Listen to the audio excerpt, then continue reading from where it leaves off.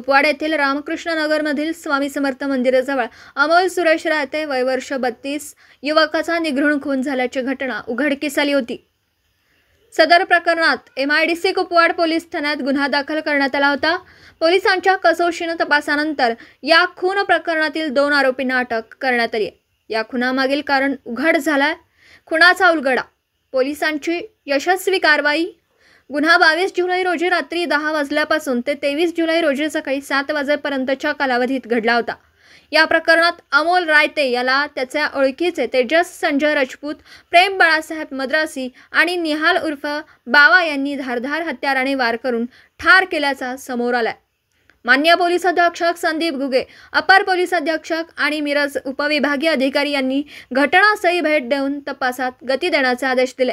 त्यानुसार पोलीस निरीक्षक सतीश शिंदे यांच्या मार्गदर्शनाखाली सहाय्यक पोलीस निरीक्षक जयदीप काळेकर यांच्या नेतृत्वाखाली विशेष पथक तयार करण्यात आलं। 2 आरोपी अटकेत। खुनामागील कारण स्पष्ट।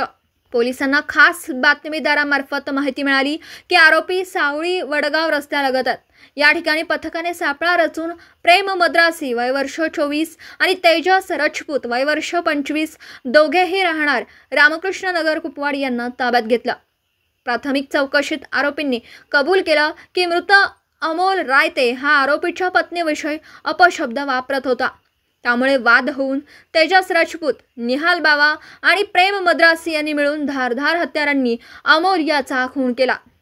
सध्या आरोपींना MIDC कुपवाड पोलीस ठाण्याकडे पुढील तपासासाठी वर्ग करण्यात आला।